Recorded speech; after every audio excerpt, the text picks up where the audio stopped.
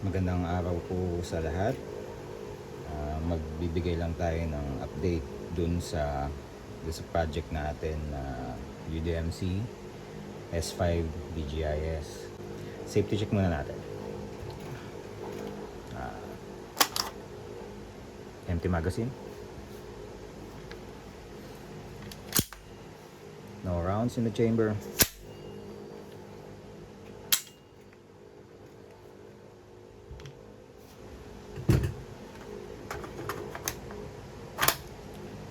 So, pagkwentuhan lang natin kung ano yung mga nilagay natin. Simulan natin dun sa yung rifle itself. So, it's UDMC S5 DGIS 556. So, ang una natin ginawa, from Delta Ring at yung original handguard na naka-install, pinalitan natin siya ng Strike Industries grid lock light. So, quick release din siya. Meron tayong video niyan na pinakita natin kung paano to i-release. Sana balikan nyo na lang kung di nyo pa napapanood. At yung buttstock natin na Strike Industries din, Mod 2. 6 position din siya. Pinakita rin natin dun sa video natin kung ano yung mga pinalitan natin dito. Pinalitan natin ng mil spec na buffer tube. Kasi yung original na nakakabit, yung CAA na buttstock, naka-CAA din siyang commercial spec na butt tube. So pinalitan natin to para magkasya yung mil spec na stock. So yun yung unang ginawa natin, handguard and yung buttstock. Ang nilagay nating red dot is yung Sig Sauer Romeo 5 XDR Gen 2. Red dot siya na combination siya ng Juliet 5 Micro. Ito yung micro version niya na flip din siya sa side. Kung gusto niyo ng times 1 at kung gusto niyo ng magnified times 5, i-align nyo lang siya ulit. So, flip on the side, engage. So, Sig Sauer Romeo 5 XDR Gen 2 and combo with Sig Sauer Juliet 5 Micro.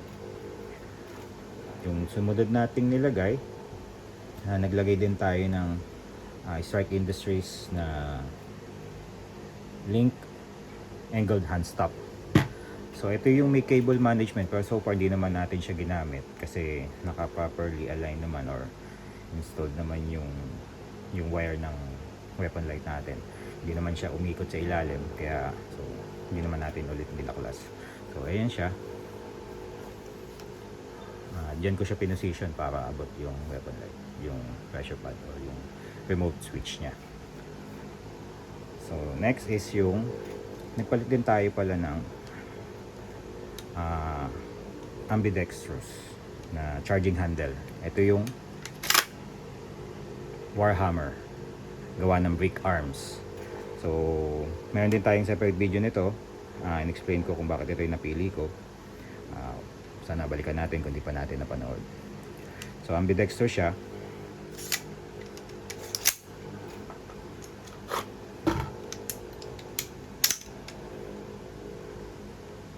Pwede siya dito. Pwede rin siya dito sa side. Left and right na siya. So, mas advanced siya dun sa mil spec na standard. So bumili rin pala tayo ng extra magazine na Magpul. Ito yung 30 rounds na may window. Makita natin yung laman. May indicator siya, may orange indicator siya sa loob para makita ko ilan pa yung rounds. Okay din naman yung original na inclusions na CAA. Nagamit din natin siya nung nag-test fire tayo.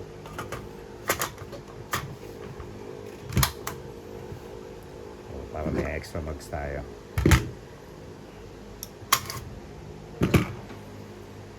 Next, naglagay din tayo ng weapon light. Ang nilagay natin is yung Streamlight na ProTac. Ito yung USB version niya na yung battery na included is USB na siya. So pinaplug lang siya sa cellphone charger para mag-recharge. M-lock yung attachment niya. So nilagay natin dun sa side pero naka 45 degree angle siya. Yung pressure switch nilagay din natin dito sa ibabaw. Soon siguro lilipat ko siya dito para mas pantay kasi dito sa upper part siya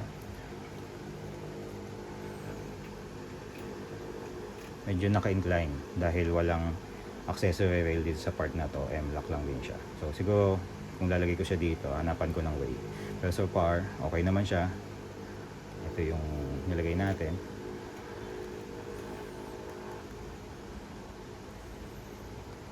Ito yung switch pagka gusto mo naka-on lang siya. Ito yung naka-hold ka. Double tap, mag-strobe siya. So yan yung weapon light natin. Ano pa ba nilagay natin? Ito yung highlight ng rifle natin. So 11.5 inches yung barrel natin. Pero naglagay pa tayo ng folding adapter. Ito yung gawa ni Sylvan Arms. Meron din tayo separate video kung sana mapanood nyo din kung paano natin ito inilagay. Una, yung nilagay natin to na nakakabit yung originally installed na end plate, naka ambidextrous yung sling attach niya. So tumatama siya dun sa kabila kaya hindi siya nagpo-fold ng fully.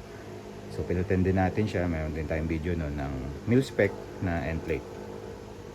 So foldable na siya. So ayan na yung build niya.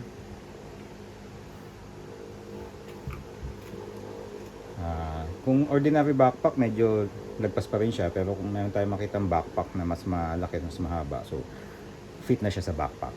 Ngayon naman yung goal ko, kaya naglagay ko dito. Although hindi siya ganun ka-common, pero available naman sa market yung mga adapter na to. So nilagay din natin siya.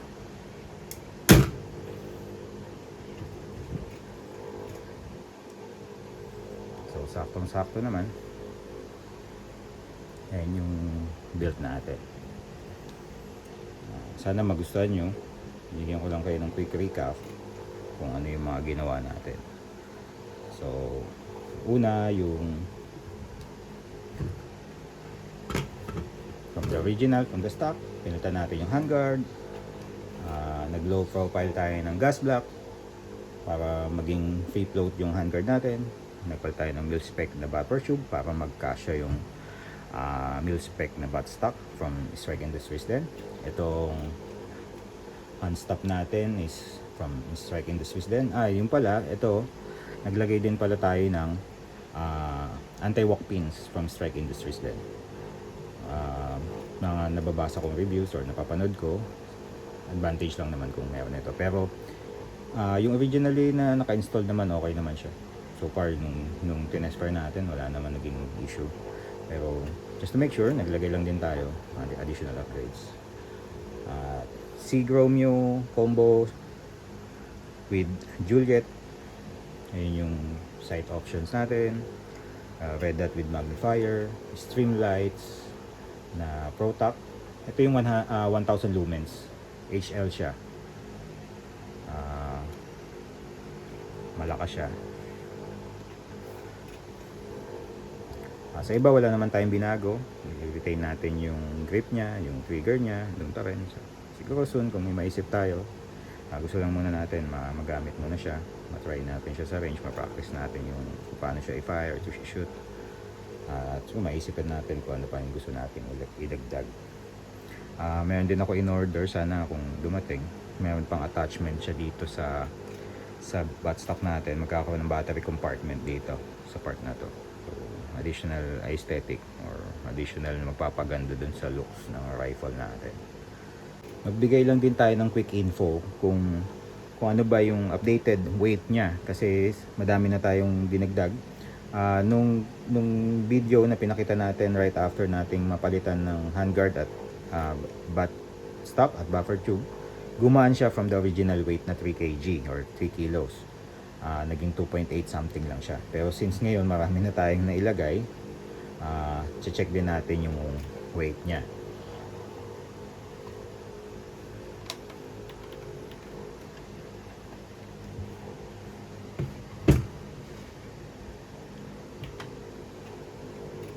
So without magazine, nagwe-weigh na siya ng around 3.7 kg.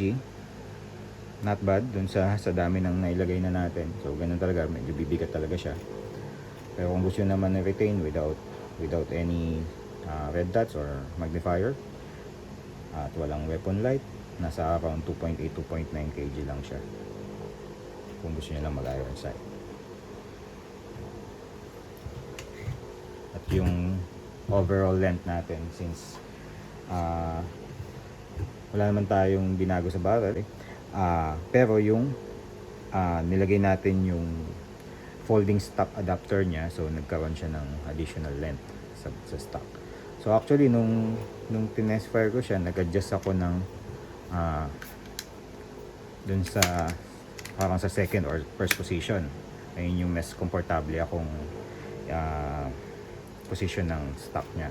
Pero since nadagdag na to, tingin ko pag sinut ko siya, nandito lang siguro ako sa first position dahil na-add na to. So yung cheek rest at yung eye relief from the magnifier, dito na lang din ako magse-set ng position. So i-check natin yung overall length niya.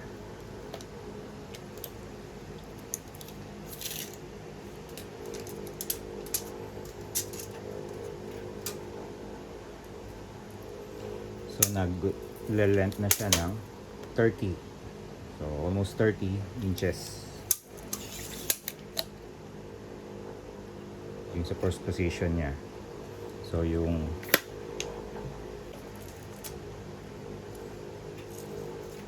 around 34 inches. So yun nga yung nadagdag, yung sa Sylvan Arms na folding adapter natin. So nag-add siya ng length.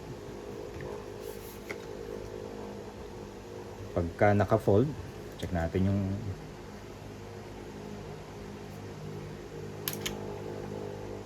overall length niya.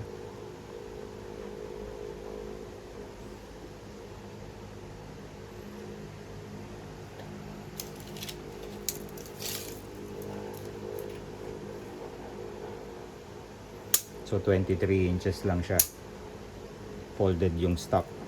So kung meron tayong backpack na can-accommodate yung length na 23 inches, so pwede natin siyang dalhin na backpack lang yung gamit natin at hindi na natin kailangan yung mahabang rifle bag.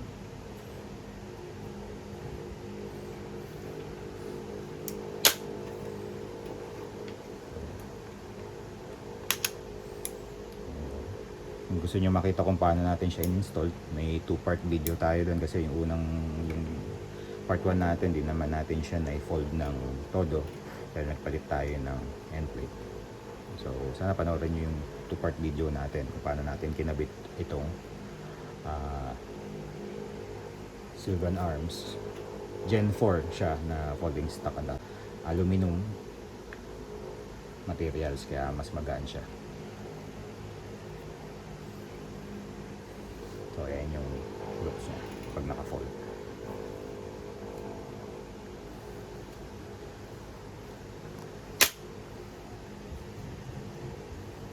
Salamat po sa suporta sa mga nag-subscribe. Salamat po. I-update natin kayo kung mayroon pa tayo ibang gagawin pag sinut natin siya.